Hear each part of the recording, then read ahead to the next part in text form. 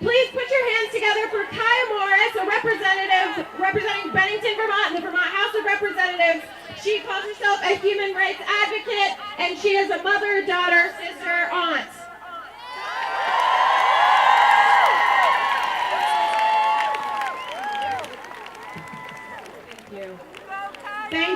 Thank you. As she said, this is not over. So just because the TV cameras took off does not mean that the story has not been fully written.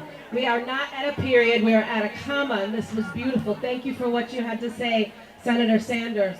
So as she said, my name is Kiah Morris, and I am a representative out of Bennington, Vermont.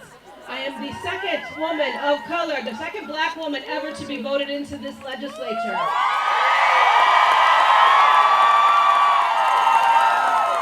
I am one of a few legislators who have a small child and a family. And if you didn't know, Bennington's at the bottom of the state. So I go a long way up every week and endure major sacrifices to be here. So this is what we're here to talk about, is why we're here and who has done this great work to get us here today. Thank you. So this is from my son. He wanted me to show it to you. It's his beautiful cape because he's rainbow superhero and his superpower is to heal.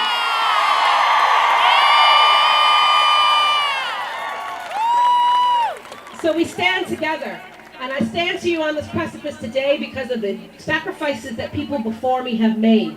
My great-grandfather, Bud Cole, in the summer of 1964 in Philadelphia, Mississippi, was there helping to protect freedom riders and those that were trying to move blacks to have the right to vote within our democracy.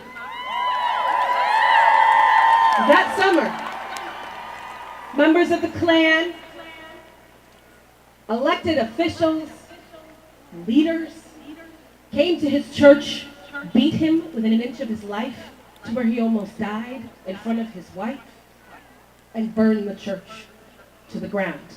Shortly after that, the story you may have heard more is about the 3 civil rights workers who not that far before their own murder were there in the kitchen of my great-grandmother getting food and solace as they were going to continue their journey. Those people put their lives on the line for our right to have civil rights. Do not forget this, please. My sister's father spent years baking in a Louisiana prison for fighting for civil rights on trumped-up charges, because that is how they tried to quell the resistance that is needed to move things. And if they had not fought, if he had not gone to jail, if he had not spoken, would I be here today? Would I be here today? No!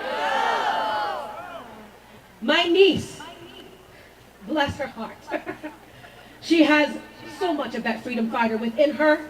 And in hearing upon the fact that our new president, Donald Trump, was going to be our president, she carried out a protest that never been seen in her white school and was suspended for days following that.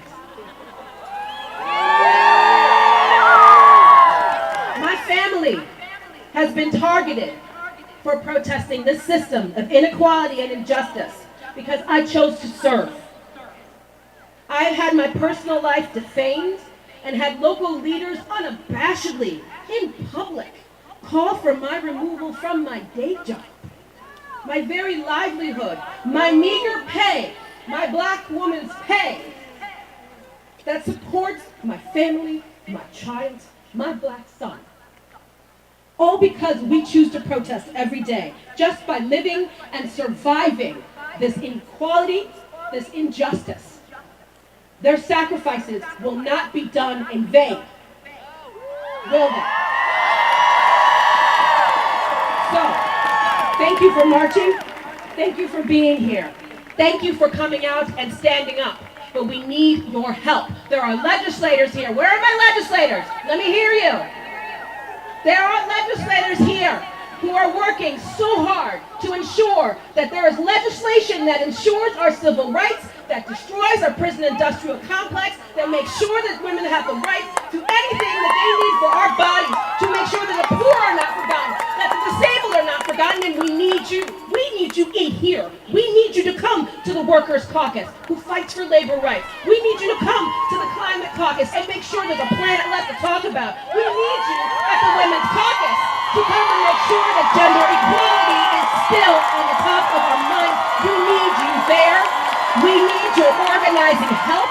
We need your capacity. We cannot do it alone.